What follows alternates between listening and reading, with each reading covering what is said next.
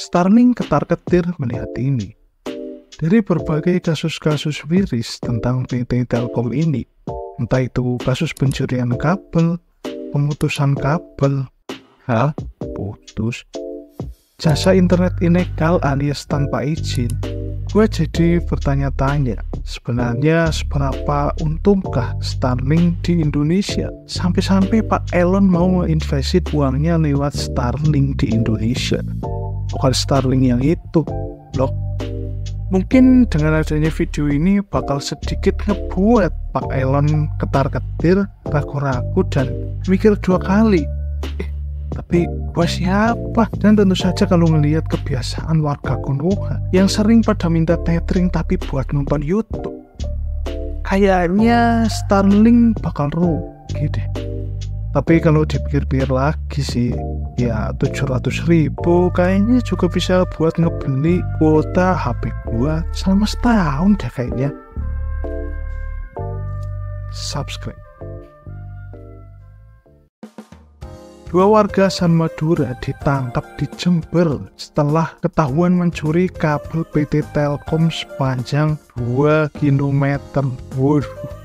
Nyuri 2 km gitu ya. Dua orang warga asal Madura diamankan tim Bangrebek Reskrim Polsek Jenggawah Kabupaten Jember karena mencuri kabel tanah milik PT Telkom. Saat kontrakan mereka di Dusun Cangkring Baru, Desa Cangkring, Jenggawah digerebek, polisi mengamankan kabel sepanjang 2 km.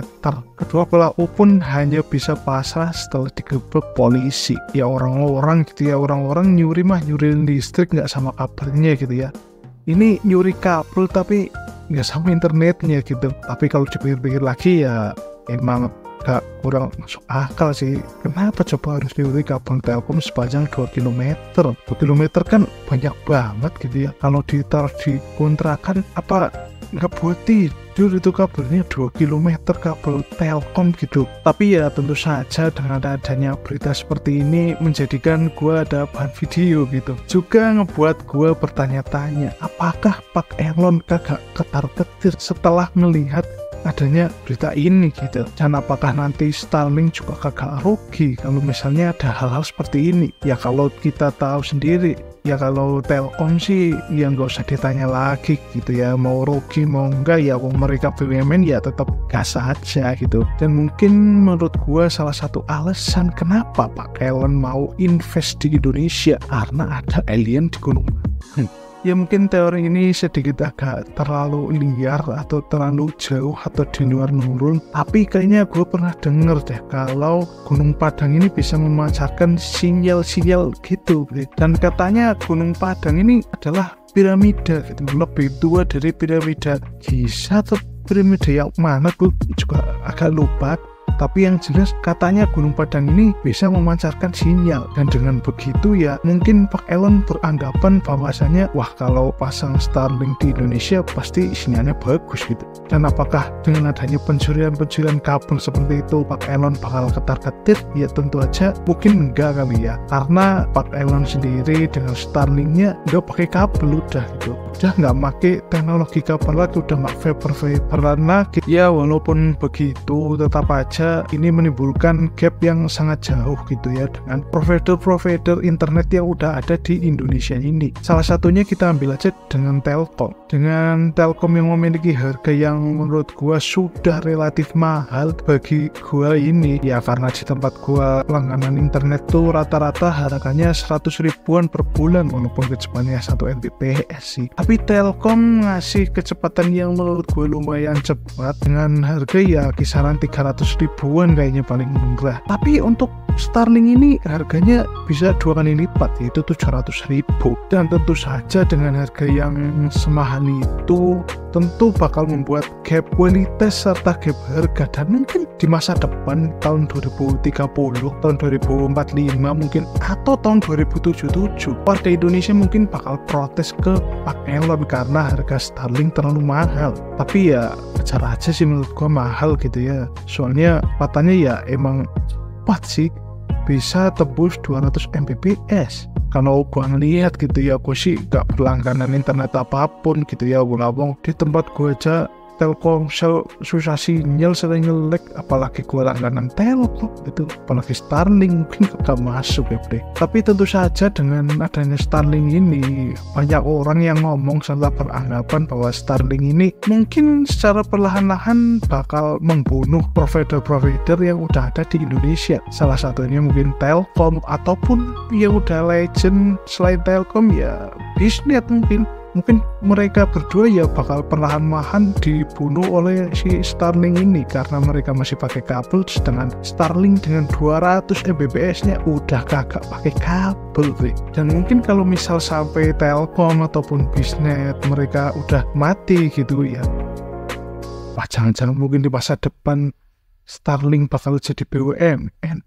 Tapi kagak mungkin juga sih kalau Starlink bakal jadi BUMN. Secara dari value bisnisnya aja mungkin Pak Elon juga kagak mau gitu ya kalau misalnya Starlink sampai dijadikan BUMN. Dan kalau dipikir-pikir juga apakah pemerintah mau mampu bayar gitu? Ya enggak gitu ya, dengan ya langganan yang semahal itu sekarang ini, apa nanti pemerintah nggak diprotes terus? Dan kalau misal sampai bener ini si Starlink bakal jadi BUMN, apa nggak heboh tuh ya dengan adanya kemarin Pak Tim Cook itu yang datang ke Indonesia, udah heboh banget. Apalagi kalau sampai misal Starlink jadi BUMN, apa Pak Elon nggak tiap hari gitu ya lewat depan rumah gue?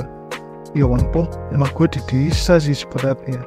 Tapi tentu saja kalau kita ingat-ingat dan kita cocok logikan dengan kasus-kasus tentang kejadian-kejadian yang udah jadi kemarin-kemarin ini tentang perkembangan dunia perteknologian di Indonesia ini, ya sangat relate gitu. Kita cuma memang mungkin bakal dalam waktu yang lama masih menjadi pasar gitu, masih menjadi lapak bagi perusahaan-perusahaan besar gitu. Contohnya Apple aja, kemarin kita udah seneng banget dengan datangnya mereka, dengan datangnya Pak Tim ke Indonesia, bahkan kita sudah sampai berekspektasi yang terlalu tinggi dengan datangnya Pak Tim ke Indonesia.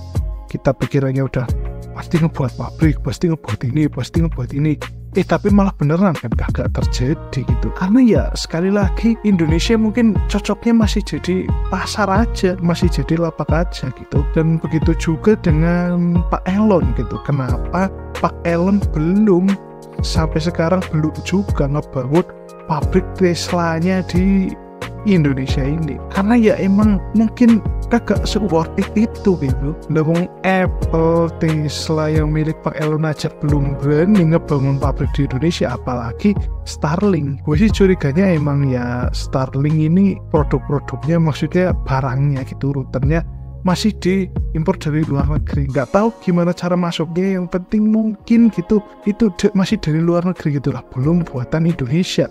Kalau gue melihat dari review abang-abang jaringan yang ada di luar sana seperti Bang Nanang MRK dan siapa itu yang di luar sana intinya lah. Mungkin itu kan ya alasan kenapa mereka belum berani ngebuat pabrik mereka di Indonesia, ya karena memang buat ngebuat pabrik di Indonesia bagi mereka itu belum se-worth it itu. Ya terbukti dengan ya brand-brand besar yang datang ke Indonesia, ya paling nilai investnya ya nggak besar-besar amat. Dan lagian Pak Elon juga masih belum percaya banget kayaknya deh buat ngebuat pabriknya beliau itu di Indonesia. Ya walaupun udah ada sih pabrik baterainya aja, itu pun gue juga agak begitu yakin Bre. Nah jadi dari semua peristiwa yang terjadi ini, kesimpulannya adalah kayaknya kita emang belum bakal bisa memiliki sesuatu kalau emang kita belum siap gitu. Dan dalam hal ini ya kita belum siap buat kalau misal pabrik-pabrik mereka didirikan di Indonesia, kayaknya secara bisnis dan secara hitung-hitungan mereka mungkin belum terlalu worth it, dan kita mungkin belum siap buat menerima itu. Jadi mungkin itu jadi salah satu alasan kenapa mereka belum mau mendirikan pabrik di Indonesia. Dan kembali lagi ke pertanyaan di awal, seberapa untungkah Starlink di Indonesia? Ya kemungkinan dengan 200 Mbps nya si Starlink ini di Indonesia, ya tentu saja sudah mampu mengalahkan 100 Mbps nya Telkom dan Bisnet. Jadi sudah dapat dipastikan orang-orang yang bergerak di bidang bisnis pasti ya udah tentu dong bakal memilih Starlink buat internet mereka. Oke, mungkin itu aja yang mau aku sampai di video kali ini, walaupun agak kurang jelas dan agak berantakan, tapi jangan lupa tetap subscribe. Jangan lupa nggak subscribe. Gua Arif Ardianto, jangan lupa debat gua di kolom komentar.